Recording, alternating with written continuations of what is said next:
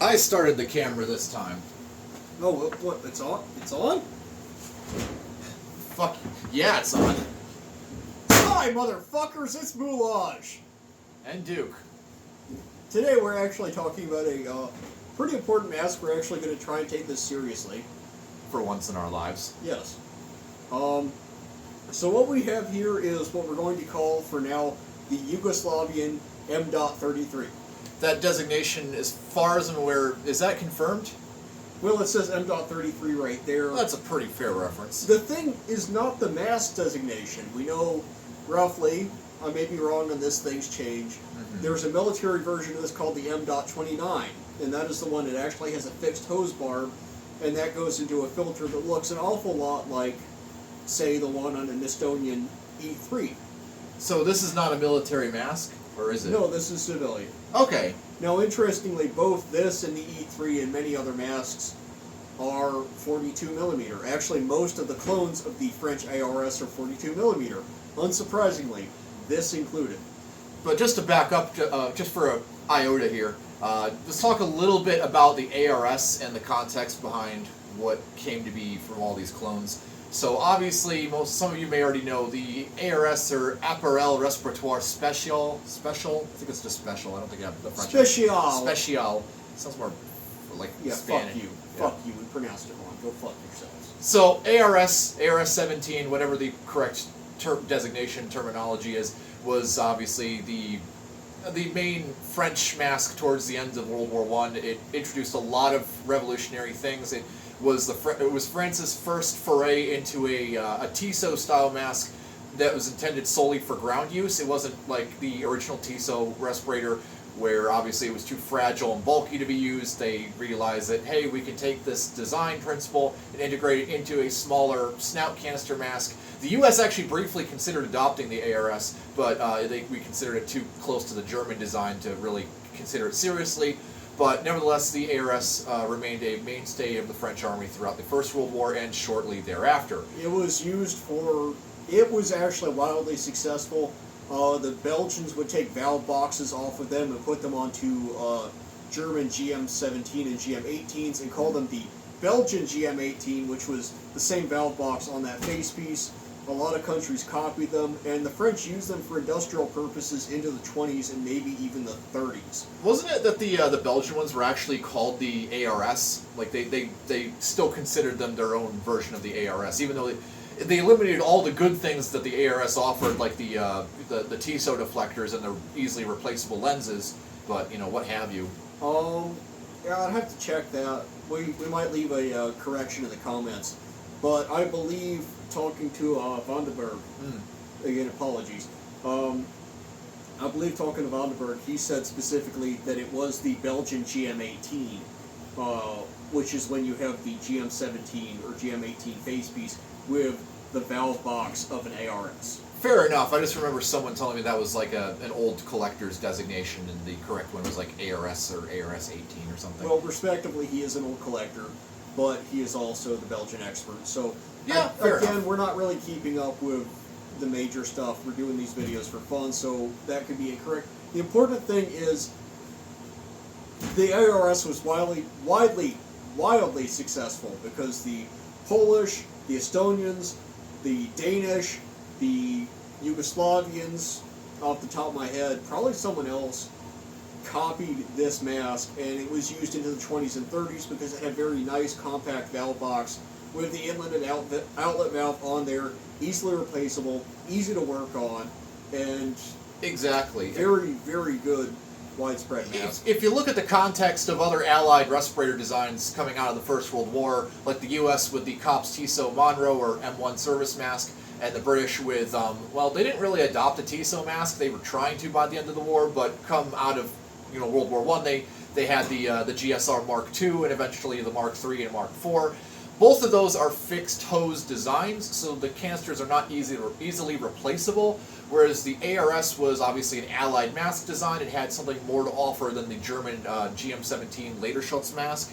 And though those were also used industrially into the 30s, you'll see them with... and some countries did still use them after the First World War. Yeah, that's what I'm saying, is they still saw industrial use. You would have a glimmer valve the little mica flutter valves installed on Yeah. the sheet. They were still used for a long time, but that feels more stopgap versus more. I mean, this is an M33, so obviously that's probably, well, the year was made because we know Yugoslavia didn't build 33 goddamn masks in 10 years. The point being that the ARS had a lot to offer compared to other designs that were coming out of the First World War. So that's how the whole concept proliferated. So that's about all I can really cover on the history. It was a very revolutionary mask for the time. It offered a lot of what we would consider modernized features, as far as a Yeah, it was one of the first masks with the all-in-one package of having TISO, deflectors, inlet valve, exhale valve, relatively adjustable straps, not perfect, but and replaceable canister, obviously, because Yeah, all the other masks with replaceable canisters were German, and they didn't quite like TISO deflectors at all, no, they were or even outlet valves until at least post-war. Yeah. So I'll set this can off to the side. We're going to come back to this, but we're going to get into the mask itself here. So again, 42 mil. One of the most interesting things is because this is Yugoslavia, is that the canister and most every other part of this is actually not only in 2 languages, but in 2 different alphabets. You have Cyrillic here, which is in Serbian, and then if you come over this side, you have the exact same information in the Latin alphabet in Bosnian. So didn't you sort of hypothesize that the presence of Bosnian language over Serbian, that these were potentially made in Bosnia? Well, the reason I think this was made in Bosnia is because this text here is Zavod Obilicevic. Again, apology. Obilic circle C. C with a little accent over Yeah, it. C with an accent going that way. Again, apologies. EVO. You could just probably show it on the camera. Yeah, probably. So that apparently is a specific location in Bosnia's 2nd largest city. It's been 2 or 3 days since I looked this up, and I'm rusty. We don't really run on notes here, but my general understanding is that is a very specific place name in Bosnia. Now, like I said earlier, one of the disputed things about this mask is not what its name is, but where it was made, because it was made in Yugoslavia. But a lot of people have said, if you go on JJ's site, he says it was made in Slovenia. The listing I bought this off of on eBay says Slovenia. I have talked to at least one Slovenian, and he's like, yeah, we don't know anything about that. So, like, the debate is whether or not this was made in Bosnia, Serbia, Slovenia, Croatia, etc., etc. And my current hypothesis is it was made in Bosnia, which was still part of the Kingdom of Yugoslavia in 1933. So it doesn't really matter, but just the Slovenian thing is weird because there's no information connecting this to Slovenia. With all that out of the way, let's start breaking down the features of the face piece itself, because there is actually quite a few differences from a French ARS. I think this is one of the best ARS variations. Like alongside the Estonians, you'd say? I would say with the, well, let's open that Yeah, card up. so- I think that's the single greatest part of this mask's design. So just for context, we do have an ARS, but we don't have it down here with us right now. With the French ARS and similar designs, the cover for the outlet valve was just one entire plate on the front here, and that sort of just slid off, if I recall correctly. You had to open the entire mask, you had to take off the TISO deflectors from the inside. Yeah. There was a knurled Yeah, fixture you had to a unscrew. thumb nut that basically, once you unplugged the TISO deflectors from that thumb nut, unscrewed it, that allowed you to access the inside of the valve box. But you had to pull this entire box off, and it was fairly lengthy because the TISOs are also sewn to the sides of the mask, so you couldn't just, pop a door open and get right to the exhale valve. Try to do this carefully, but yes, you can see that the outlet door is hinged this time, so you can get full access to that, no issue. And these valves they're actually incredibly well made. It's kind of shaped like a bow tie. Oh, the rubber is still soft on these. Yeah, no, it's really good rubber. But the thing is, you can basically pull one of these out and throw a new one in. It's fairly easy to access. I can. There's no. Do not. Yeah, I'm not. Yeah, but I'm just gonna say there's no wire tape holding that in, so like theoretically. no, and I've opened an original ARS valve box. Someone threw one on eBay for like $10, and I bought it because I was curious. They're just plug and play. Really, the XL valves are plug and play, but this door is really cool if you want to do de-icing. If you're having issues with it being cold, you just pop it open. You could probably like hold the valve in your hands for like, I don't know, 5 minutes and get all the moisture out, get all the ice off, and throw it right back in. So. Okay, I'm going to flip the head harness around very carefully, because this is actually an interesting feature that I don't think either of us, I certainly didn't. Do you want to talk about the rubber tubes or something else? Well, both, really. Well, the rubber tubes and this dam here, this is an ore-nasal cup.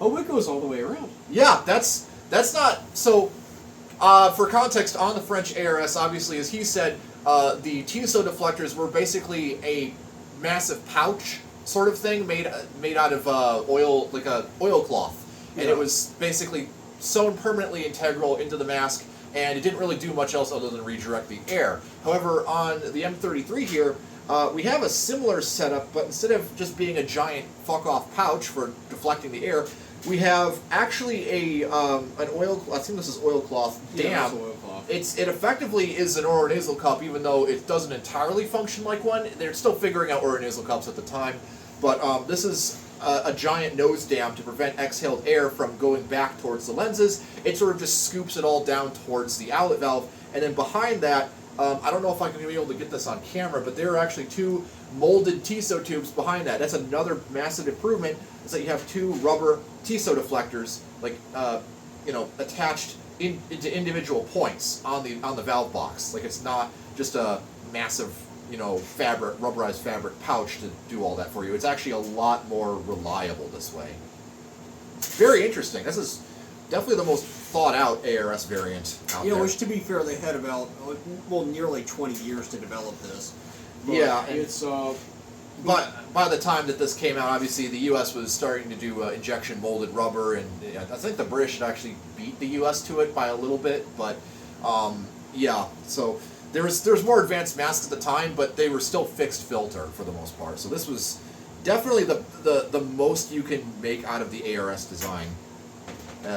Just briefly touch on the harness. There's not too much to say. It's a pretty typical coil spring harness in lieu of elastic, which was very economical in periods where rubber shortages were quite prevalent in Yugoslavia wasn't landlocked, was it? No, they were not. Oh, fair enough. But either way, probably hard to get to over there for the time, especially since I assume countries had monopolies on the export of it, and maybe just it was hard for them to get. It's mostly, we were actually having an argument with a complete fucking dipshit the other day.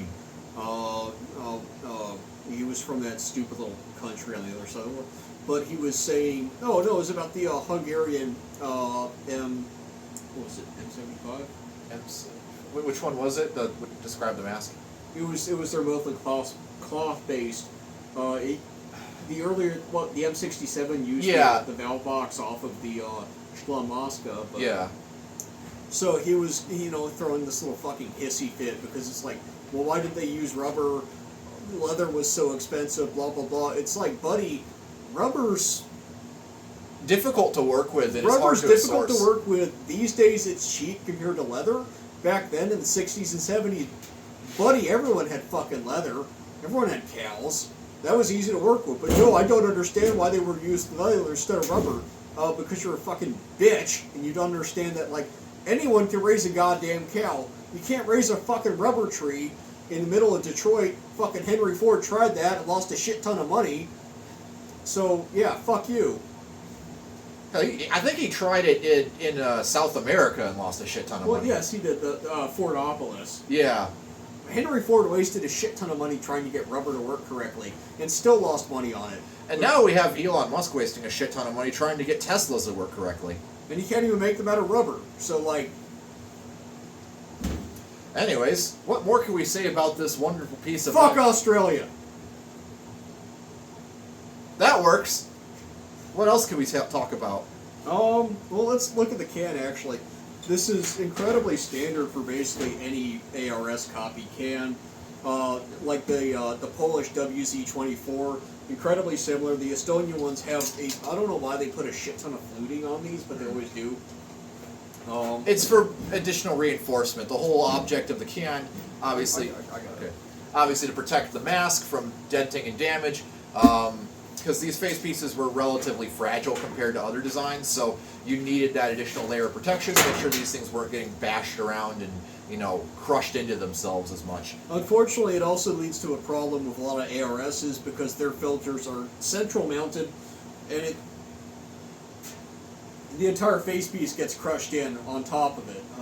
Actually, you see that with a lot of these, where this fits in the can just enough because it was flexible, Yeah. and it's kind of shoving it into a space where it's not. A lot of them are crushed down and very inflexible. So in the can here we have the manual. And the manual is... Also in Cyrillic and Latin. Yes, it's also in Serbian and Bosnian. And it gives the name, basically, manual for this thing. And then there's 2 pages here. One's Serbian, one's Bosnian. Extremely basic mask. I mean, honestly, this is probably, like, identical to the instructions for an ARS. Can's the same. More or less, obviously paint's different, hardware's different, but it's more or less on par with an ARS can. Yeah. What else is in here is we have the original wax paper cardboard pull tab seal for the bottom of the canister that would have come on from would have been on there from the factory. Keep it sealed before it was ready for use. And then we also have the blanking plug, the threaded cap to cover the other side of the filter. So not really much else to the kit. Maybe there would have been some sort of anti-fogging set for this. Maybe, maybe not. Hard to say. I don't really know much about this. These types of masks. Yeah, there's not a lot of these, at least in the West. On the French ARS, I don't know if they did the same thing as the German masks, where they had like a little trap door in the lid to store the spare. Or the Germans had anti-fogging inserts. The French actually had spare lenses to put in their masks because they were the ARS was designed so that you could undo the crimping on the lens frames by hand and replace the lenses manually with this rubber pocket. Those seem fairly tightly crimped. Yeah, so I don't think that other countries really had this design logic in mind. Really, only the French were doing that, and they were doing that well into the 50s too. Like with the A&P M.33, they French masks all the way until like the Gulf War. They were issued with replacement lenses. So that's probably the only instance of one of the few, if not one of the only instances of a country issuing replacement lenses, not just outserts or inserts, but actual lenses themselves, because apparently they just couldn't make lenses that were durable enough, I guess. On a per user basis, not in like the Not World a War II field repair kits Yeah. where you had like a shit ton of spare lenses, but on a per user basis, everyone got a set of spare lenses. Yeah, everyone was. I could be getting this wrong. I don't know if everyone was expected to know how to replace them, but you know, when every single mask is issued with a set of spare lenses, you're kind of thins out that assumption. Yeah. No, again, we don't know anything. We know very little about Yugoslavia and their mask issuance procedures. These may have only been issued to certain personnel. These may have been issued to everyone. I really don't know. There's just not a lot of info on these. I don't even know if there's any photographs of these in use. Possibly. Yeah, if there is. I don't know of any. Kind of, you run into this bottleneck issue with really rare shit that's not. I mean, obviously the XM40 is fetishized as shit, so there's more people who know about it than own one. But stuff like this that's old and crusty, it's old and crusty, and no one really cares about it except for the few people who own one, so there's a lack of research into it. Yeah, which is unfortunate. I'm sure someone out there knows more about these than us, but we've yet to come across that person. So again, we're still debating where this thing was actually made. Which really, if we had a good Yugoslav collector, I know there's some Serbians, but they're mostly doing modern stuff. If there was like an old school Serbian collector who was really into this, he'd probably know better than us. But that it just doesn't exist.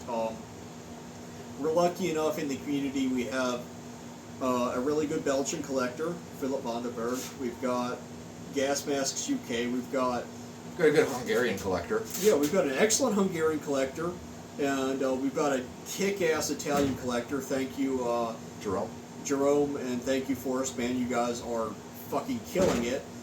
But smaller or less, like Serbia, fucking... I think there's a few guys out there, but they're mostly in like the GMCC and the Facebook groups. Yeah, I guess, but like Serbia, Belarus, Portugal. Portugal has some very weird shit we don't have documented. Even Latvia has more interest than these. Like I see so many people talking, like in the community, talking about like Latvian masks, which is all I'm all for it. But like there's stuff like this that just gets no attention because it's not interesting. And even the Latvian stuff. I mean, I've seen asks on Facebook where it's like what they had that L702 copy. Yeah. Or that export L702. That's the Turkish ones, right? No. Oh, I don't know them. No, there was that guy asking about one because it had specific markings on it. Oh, okay. And there was 0 responses because no one owned one. L702s are like another mask that everyone and their mother in Europe got. Yeah, in different ways. Like, it's cool. Man, if I could help you, honest to God, I would. But I cannot... I just do not have information about it, so it's... I don't even see any well, of course it's really crumpled up, so I can't really unfold it that much, but there isn't even any markings on the face piece from what I can tell. Not even anything molded into the rubber eyepiece pocket right here, so it's... Yeah, which is kind of surprising, but... nothing internal either, as far as it's one of those mysteries in the community where it's not super complicated, it's just no one who, well, frankly... none of us can read the original documentation, and without that ability, and without being able to slam through Google and Google shit and figure this out, really, we're kind of no, we got Google's getting worse. It's getting harder to research stuff just for how much the internet's shrinking and how little search results come up for anything. It's just everything's broken and very hard to discuss, unfortunately.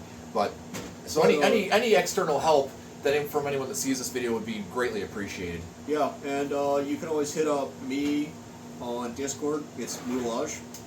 Exactly the same, no numbers or anything.